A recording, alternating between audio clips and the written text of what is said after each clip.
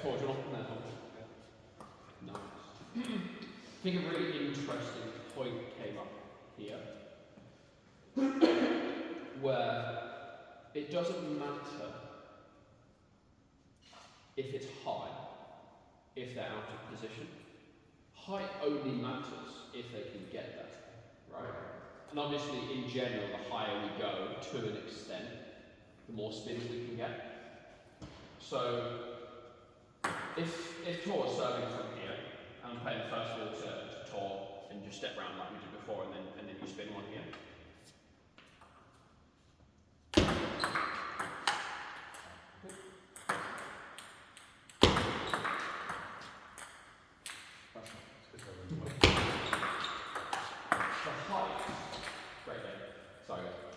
The height isn't really a problem if they're out of position.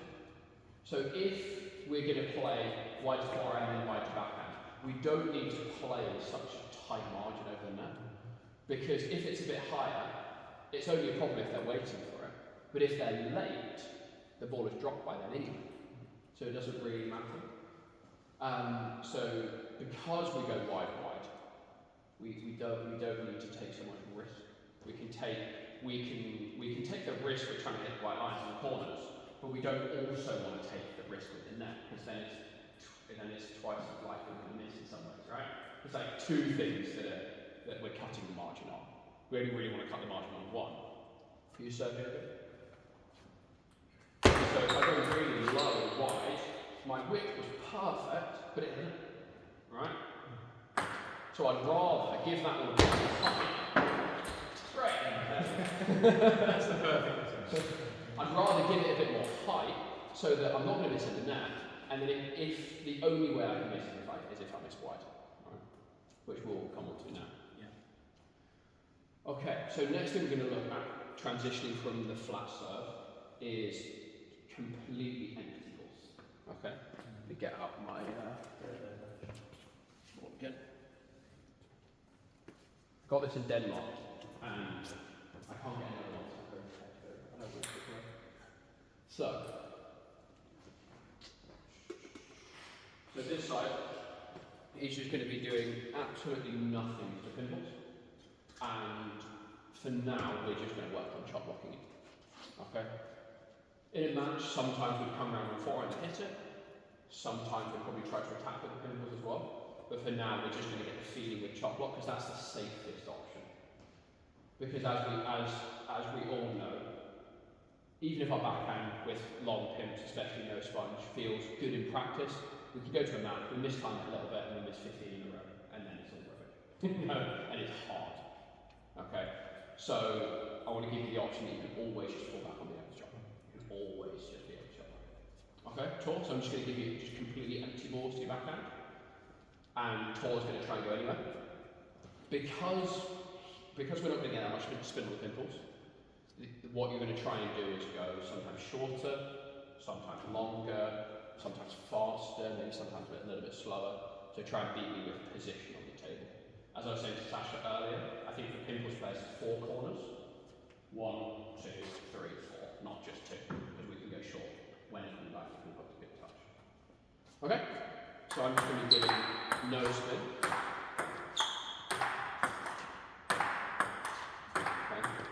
So I'm just hitting through the back of the ball instead of spinning it like that. I'm just opening. Okay, so you can see there's not a lot of spin on the ball compared to if I do that, then you can see there's a lot more spin. Okay, so I'm just hitting through the back of it. And everything else applies, okay, to what we were doing before. Okay, what's the main 1 or 2 things we need to change if someone goes with no spin rather than heavy spin? Yeah. So a little bit more open because it needs to get there. Anything else we need to change? Push forward a bit. Maybe. I think that one's up for debate. I think if we have enough angle and downwards momentum. Do you want to just do the same? Just dummy a bunch of balls from the corner. I can go straight down. And spin still get away with it. If I start to push, this is kind of what we don't want to get into, where we're doing nothing, they're doing nothing, and they just put their balls back in. You know what I mean? So I think that straight down momentum stops that from happening. You know what I mean? So I mean, when I've been watching you in matches against top Prem players, that shot that you did there is the most effective shot. Because no matter how good they are, they usually get to it late. You know, and the players that tend to stay further back, say like Adam likes to take the ball further back, and someone like Dan Smalley, they'll never get to it. They're like this. Players that are better, like say Nicole, who will stay close to the table, she'll just flick it across the table because she'll be waiting for that one. But against most players, I've noticed that is probably your most effective shot because then you're in control of the rally up. I think so too. Because as soon as the ball has backspin and it's low, the only thing they can do is lift it. Because they have to get over there. They lift it and then it goes higher. And I think especially versus when people play topspin or long serves, no one expects to go short. This doesn't happen. They do a long serve or a topspin, someone blocks it and it comes back here and kicks to here instead. So yeah. Okay, anything else we need to change? We only have the angle so far. Anything else? We probably shouldn't push it forward. Can we cross it more? Could do. We could do. I think it just adds a layer of complexity, but if it helps, again, that's more personal, I think, but if it helps, then go for it. I think, especially when we're trying to get angles, I think going on the side and sneaky a little bit, the angle can help. Yeah. Hand speed to add a bit more spin. Add a bit more spin, yeah. So can keep the fast hand speed, don't slow the hand speed down, absolutely. Yeah. Sam, where do you intend to take it for that shot, say, on the face of the racket? You take it here, you take it here. Where do you take it? Most of the time, if they're hitting a topspin, I just go for middle. Because the advantage I get, like this part of the bat's moving quicker, so I'm going to get more spin. But most of the time, I don't think it's the spin that's going to beat us. It's going to be if I hit it in the middle of the bat and I can go to white lines, or if I can hit it here, get a lot of spin, and it goes there. I think I'd probably rather take it in the middle, just for control. I think, yeah. Okay. Good. Okay. Anything else we need to change? That's the point. Right. The only thing we need to change is the angle. Okay. Yeah. So we don't want to overcomplicate it and say, okay, now they're giving us less spin. Now we have to, go this way or side swipe or anything like that. In some ways, I think simple can just be really effective. Again, just doing some balls here, where, sorry, yeah, if you do, yeah. Everything's the same. I'm dropping, I'm taking it early. Okay. Again. Taking it nice and early, dropping the back. Yeah. And nothing's changed. So it's just the same shot like from before, but instead of here, we're here. And you do it this slow? It's slow. You think Do I do this? Yeah. I wasn't actually worried about that. Yeah. I wonder why. Maybe again for control. Because I'm trying to go wide. So probably I got more control at that speed than at that speed. That's probably why. That's interesting actually. Maybe that's another thing to change, just going a little bit slower with the hands so we can have more control of that hand. I think the other thing I noticed as well is when we were knocking at the beginning, we both do it, not doing it against Adam as well, is reacting. It's sort of like you're composed, you're just it's hit. Do you know what I mean? Whereas even during a game, I know even when you're practicing, you're going to be more just relaxed. But even during a game, I notice you just go like that. It's like, whereas you and I go, sort of like this. Is he coming fast? Is he coming slow? Like this. We're doing this, and by the time we've done all that, we just make it a crack shot. Whereas you're just composed, you know what you're going to do. I think that's a good point. Do you know what I mean? So in your head, you know exactly what you want to happen, and therefore you're not surprised by what they do. And I think that's important. We've got to get used to not going, oh my God, they're going to hit a big loop at us. We've got to go, yeah, come on, hit a big loop. I want to do this.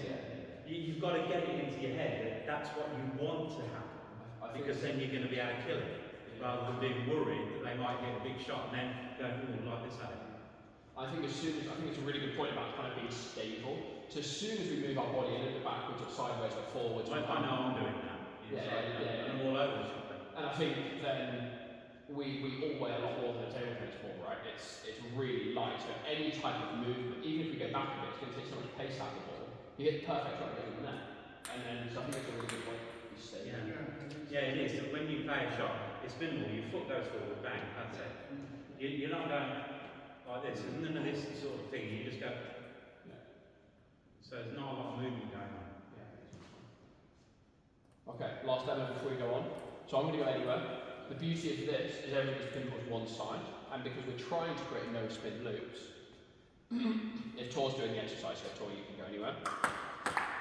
You can do it with pinballs, right? So we don't have to be restricted because we're just kind of lifting the ball up and over, which isn't too difficult. Feel free to give us some height as well. Okay?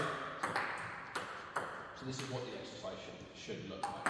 If we do it the other way around, or if I go anywhere to you, you just go to my backhand.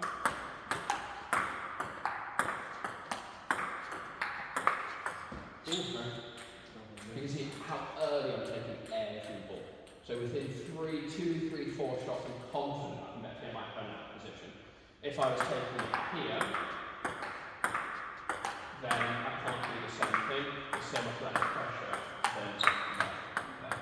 But again, as well, you're watching the rest of his body. So you're watching the ball and the bat, but you watch the rest of his body. Not a lot's moving. You're just going. Just the right foot. I think so. When he was doing it, You know what I mean? he was So stepping stable. in on you. So I guess. I think I lean a lot. Yeah. Because to get here, I don't have the time to do that. So I think I just do this. And I think just anything to take it on the half volley is, I think, the way to go. I think that's a good point. If, like, some of them are coming short, I'm actually leaning. Now, I'm not completely off balance, but I'm just showing it about because I want to take it so early. Yeah. Okay, so let's crack on. One side again, like I said, 7, 8 minutes each. One side just lifting, and the other side just playing with the backhand. Chris, do you want to go on with Sam? And then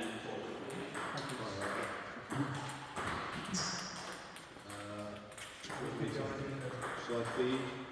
Feed and I should Yeah. And just lifted it wherever, right? And you're going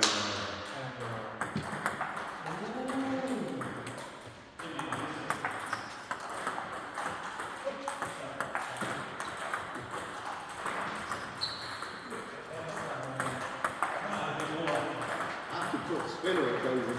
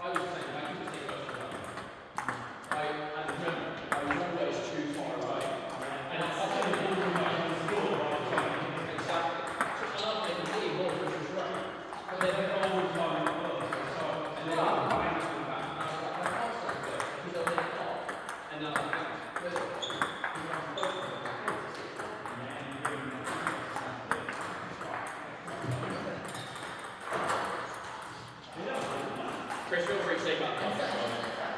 To take that.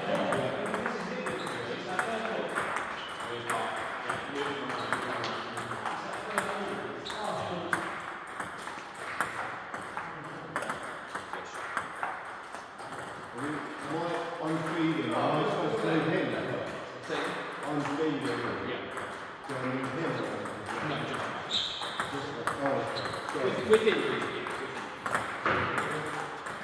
Mid-list.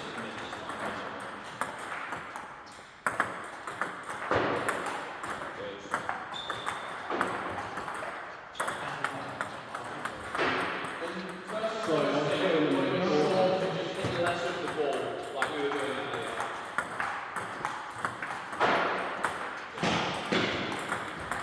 Nice.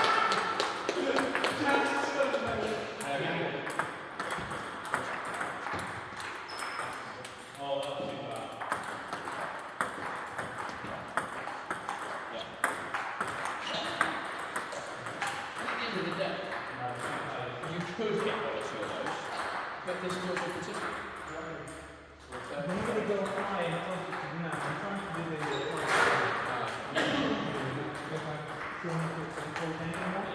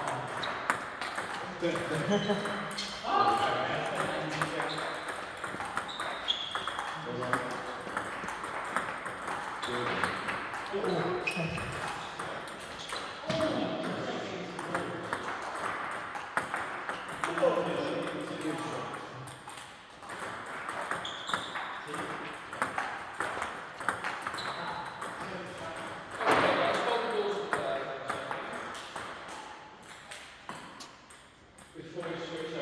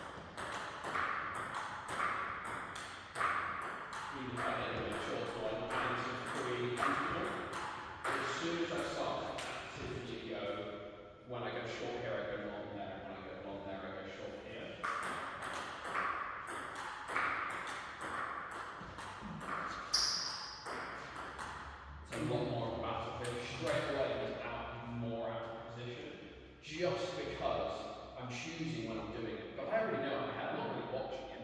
If he gets there, he gets there. If he knows it's coming, that's fine. But I'm just actively going, okay, short there, so long there, and short here, and then over there. And you can see they have to move so much more. Just because we do one after another.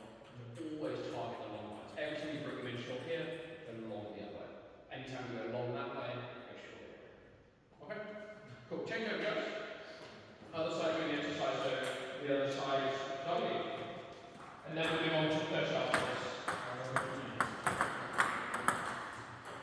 4.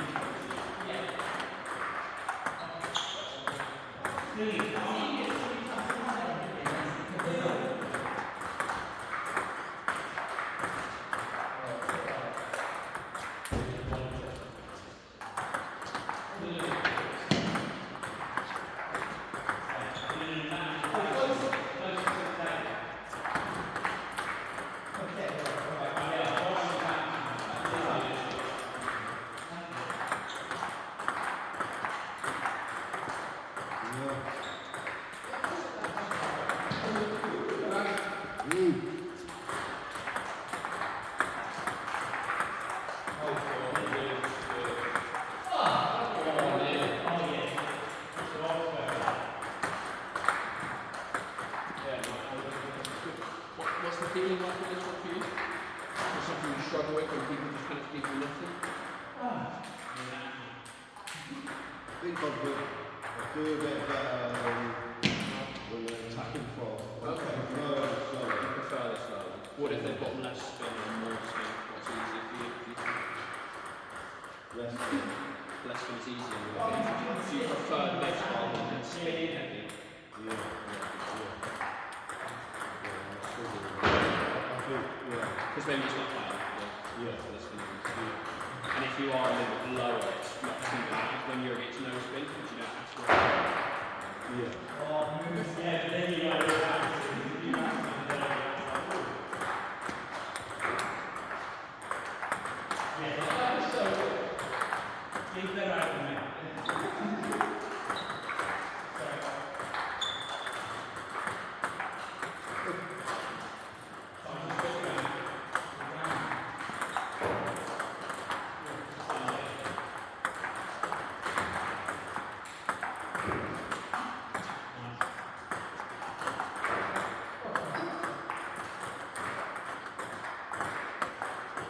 You can get on top of it so long, take it over, and actually short there.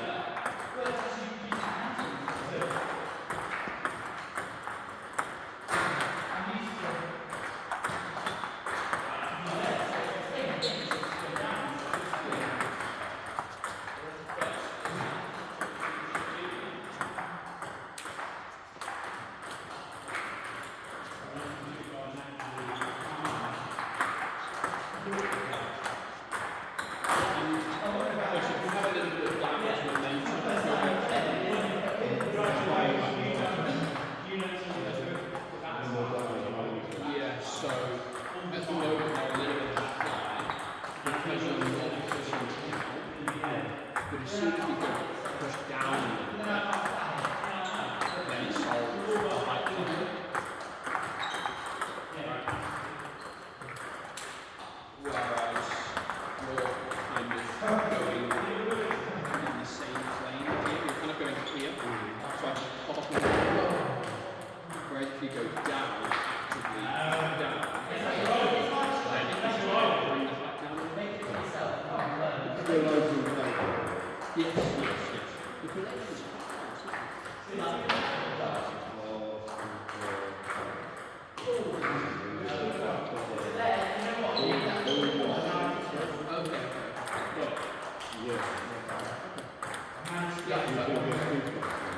when I was doing it there, it felt like it was kind of like difficult to get it like short because it's a little faster.